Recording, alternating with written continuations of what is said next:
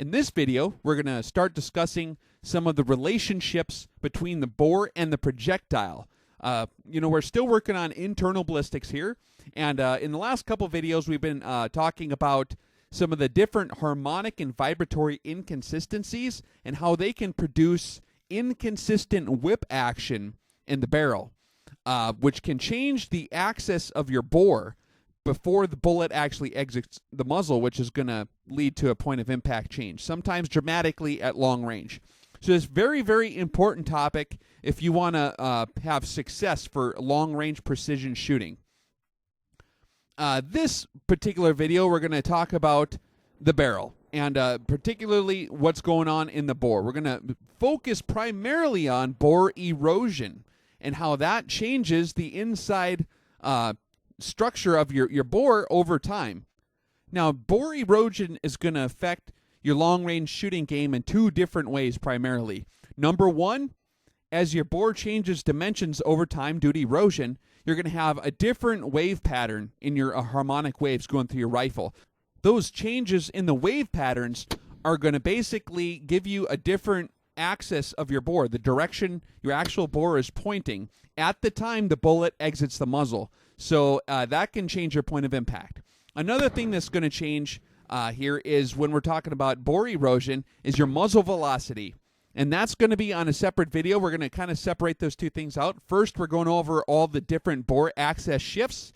And then the second half of this internal ballistics series is going to be focused on muzzle velocity variations and dealing with those. But do be aware, as we're going through the bore and projectile relationships, that this does not only affect the bore axis and the shifts there, but it is also going to change your muzzle velocity. So there's two different things going on here. So it's very important that you understand the concepts in this video if you're going to want to understand the section on how the bore and the projectile relationships affect muzzle velocity as well, okay? Because I will be referring back to this information when we get there. So what's going on in there anyways? I mean, apparently we have some pretty hardcore erosion mechanisms taking place inside your bore. And if you think about it, the bore of your rifle is subjected to a huge amount of violence by the bullet and all the hot gases and everything else going on inside there every time you pull the trigger. So that's what we're going to be looking at in this video. We're going to be looking at different bore erosion mechanisms. We're going to specifically talk about the chemical erosion that takes place inside your bore due to erosive gases. We're going to talk about carburization, oxidation, hydrogen erosion, and some of the protective effects of the nitrogen. These are all gases that are produced when your propellant is burned. We're also going to talk about chemical oxides. And then we're going to talk about the thermal erosion that takes place. We're going to talk about the different heat sources, temperature zones that you'll see in the microstructure of your bore. We are going to look into some detail on the microstructure of your bore. And there's a chemically affected zone, a heat affected zone, and then underneath that you have your original structure that all forms when you're shooting your rifle, okay? After we look at our thermal erosion, we're going to look at mechanical erosion. And that's obviously the physical forces of the friction and the rubbing and all the stuff like that that's going on inside your bore. And we're going to look at what that does to your rifle bore. And then once we understand how these different forces change the bore, we can start to understand our different muzzle velocity patterns and some of the bore erosion effects that take place because of all this stuff.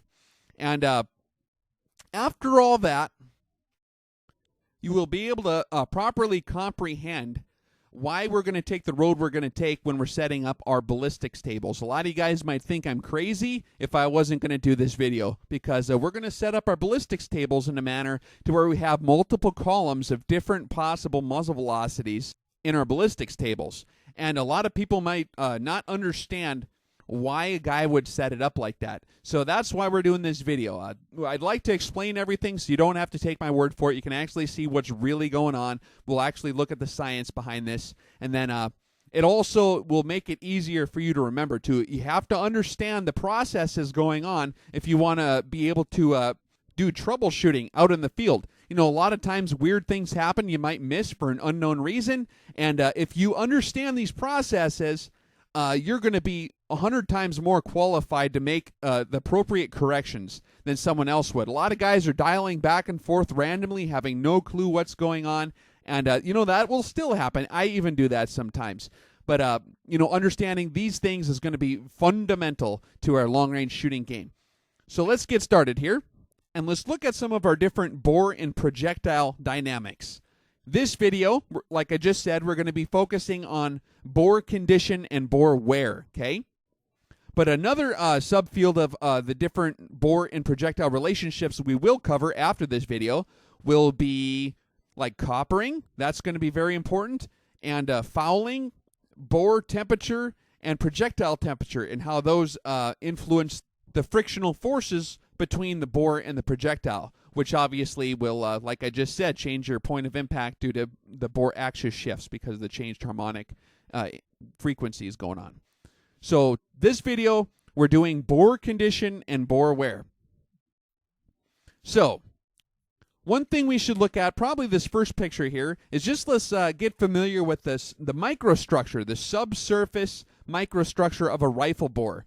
Now, this first one here, this is kind of what it would look like after just the first 20 shots of a rifle bore. Originally, you're going to have a nicely smooth and polished bore, right? Like when you get it brand new from the factory. There are going to be minor machining imperfections and things like that going on as well. But this is just an illustration I did. I don't have any micrograph photography that I could show you, unfortunately. But this illustration is very representative of an actual bore micrograph. So let's take a look at the different zones we have going on here. On the very, very outside, okay, we're talking about the surface. That's where the projectile's actually in contact with the steel, the gun steel, okay? You're going to have what's called a chemically affected zone. And that's also known as the white layer. It's a real thin layer in which the chemical processes have altered the recipe of the steel due to heat and the different chemical gases and the corrosion thereof. So we're going to discuss what makes that happen. If you look a little bit more on the inside, you're going to have a heat-affected zone. And you got rapid increases in temperature, almost instantaneous, huge increases in temperature when that propellant is burned in the barrel. It all happens in a couple milliseconds, so that the propellant is actually burning through there. So we're going to look at how the heat affects these different things. And then underneath you can see the original structure of the steel. So let's look at these different bore erosion mechanisms. The first one we're going to talk about is the chemical erosion zone, that first one I talked about, the very surface. Well, what we got going on here is we're going to have these different surface reactions between the hot gases and the bore that they're going to produce like weaker compounds, basically, with lower melting points that can be more easily eroded by the thermal and mechanical erosion that we're going to see a little bit later.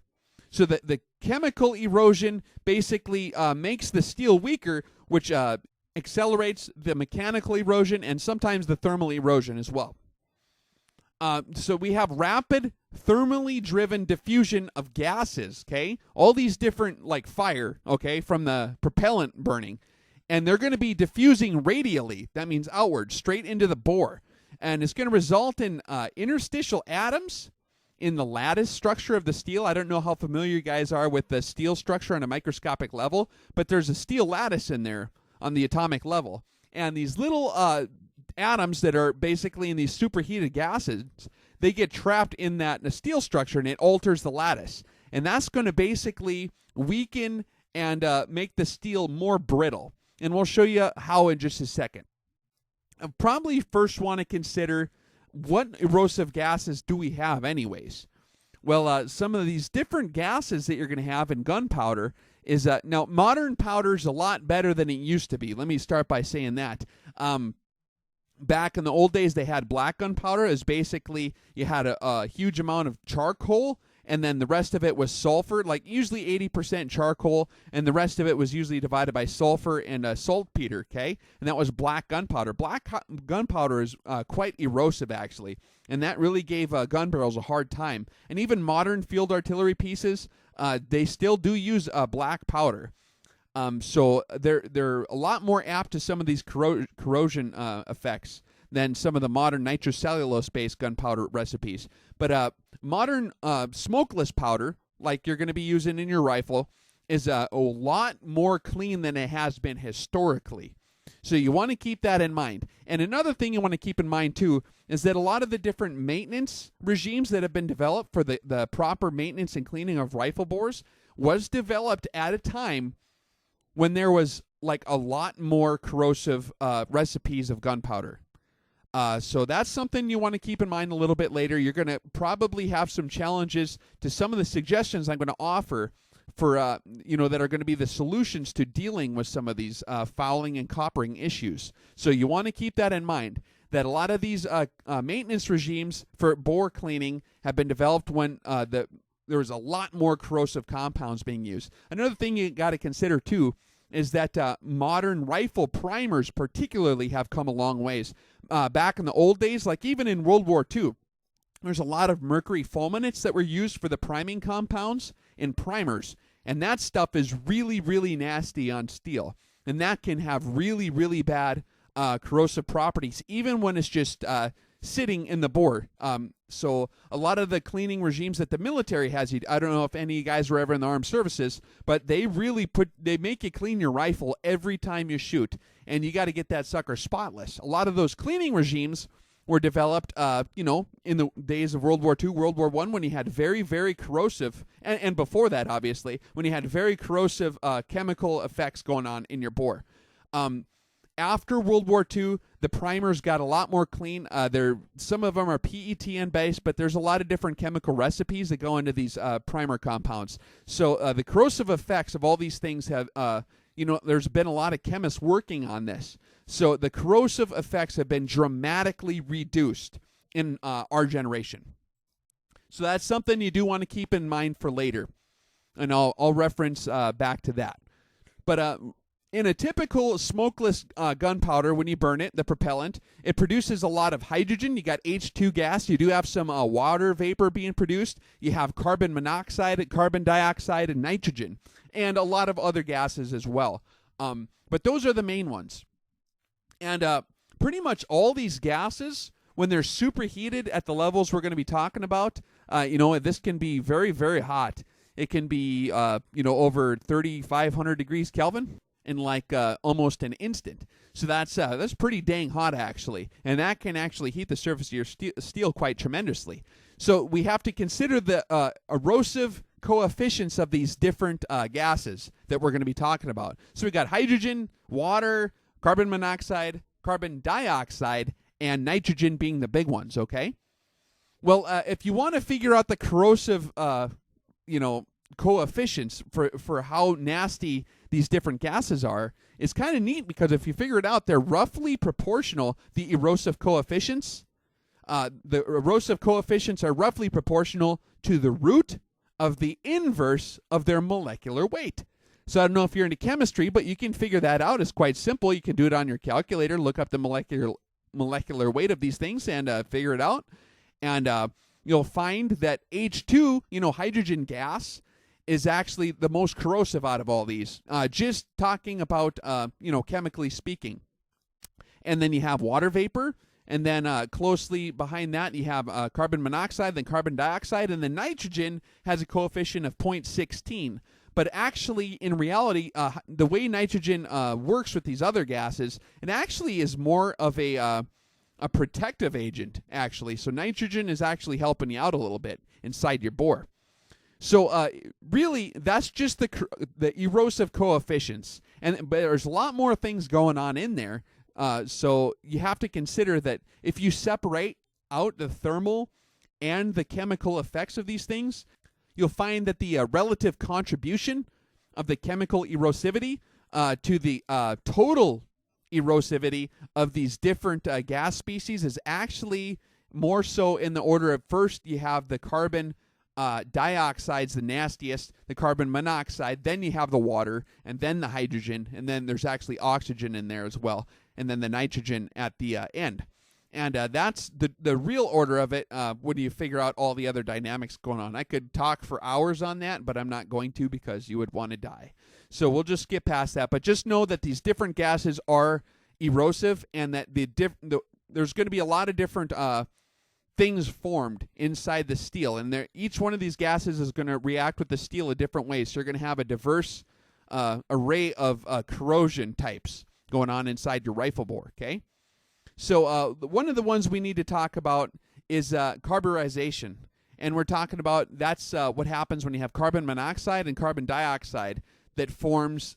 It's going to form carbide cementite in your rifle bore. Now, steel is basically, you have a mixture of iron and carbon for the most part. Now, gun steel is more of a hybrid mixture than that. It's alloy, and you have molybdenum in there, and chromium, and manganese, and some other things in modern rifle steel. But basically, steel's, iron and carbon. So what happens if you add even more carbon through the process of carburization? I mean, you're talking about the surface of the steel is going to be heating up to 1500 Kelvin. Although the flamage, you like that term, is like 3,500 degrees Kelvin. That's really, really hot, by the way. The surface of your bore is actually going to heat up to about 1,500 K. So that's pretty dang hot. That's going to actually cause these carbon atoms to get into that lattice structure, and you're going to produce carbides, particularly cementite. And cementite has a higher brittleness, okay? Like glass is brittle, it shatters easily, it crumbles, right? As opposed to a piece of steel has some flex to it. It's not as brittle. It's going to be a lot stronger. So you're going to have this layer of this brittle material being caused by carburization on the surface of the steel, and that's going to start to erode away. Well, one thing you need to understand is that if you look at how this erodes, you would say, well, it'll erode away, and then the chemically affected zone is gone, and then you got good steel underneath. Well, obviously, the next shot, you're going to create a new zone of chemically affected zone, a new white layer, right? So you're going to constantly be eroding your bore. So as a proportion of the chemically affected zone is eroded during each shot, you're going to have even more diffusion of chemicals, which is going to occur, obviously, and that's going to lead to a relatively stable species concentration of that particular, cementite or whatever kind of chemical species you're talking about as a function of depth. So you're going to have this same general setup that I'm showing you in the micrograph here. You're going to have about the same distribution of the chemically affected zone and the heat effective zone as the bore erodes, because it's just going to start the process. As it takes some off, it's going to produce some new cementite to replace what it just, eroded off of there. Another thing that happens when you got the superheated oxygen is the oxidization of the metal. And you can have the oxygen diffusing into the steel, and you can form all different kinds of rust, basically, iron oxides. And as you'll see a little bit later, that actually does some interesting things with the thermal properties, because some of these rusts are actually insulative in nature. So they can actually help protect you from some of the thermal effects. And another thing you have is hydrogen erosion, which leads to further embrittlement and cracking. Now, as you have this outside layer, this white layer, okay, that's the zone of the chemical affected zone shown in the picture here. Well, what happens is, due to heat, shock, and rapid expansion and contraction of that brittle zone, you're going to have cracking start on the barrel. And this usually begins almost immediately in the life of your barrel. Just after the first few shots, you're going to and this is microscopic. The scale of this picture, I should probably show you, is just like 100 microns across. So that's a very, very, very small distance. So this isn't something you're going to be able to see with your eyeball looking down the bore after you clean it or anything. You need a bore scope or something like that to see this. But what you have is microscopic cracking. And, as these cracks develop, you're going to have more surface area for these things, particularly the hydrogen erosion. Hydrogen's real small, so it can get in those cracks quite easily. And that may make it actually the dominant process in the chemical erosion is the hydrogen erosion. Some, different guys argue about this if you read all the different research papers on this. But you're going to also have all this different chemical erosion is going to amplify your mechanical and your thermal erosion, because if you have all these cracks forming, you're going to have heat getting into those cracks, which is going to amplify the thermal erosion, right? And obviously, if the metal's getting more brittle, you're going to have an amplification of the mechanical erosion that takes place. So it all kind of plays on itself. Basically, with the hydrogen erosion, you have O2 being scavenged from the hydrogen gas, and that's going to cause water, and it's going to lead to corrosion, basically resulting in iron oxide.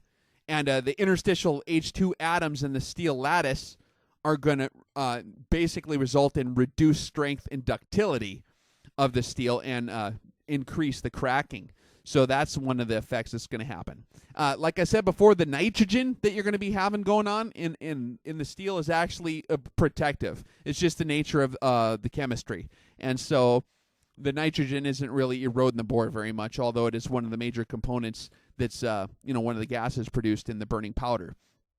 So you got all these different chemical oxides going on inside your bore. If you look at this picture here, we're going to zoom in on one of the cracks. Now, this is the microstructure of the steel, okay?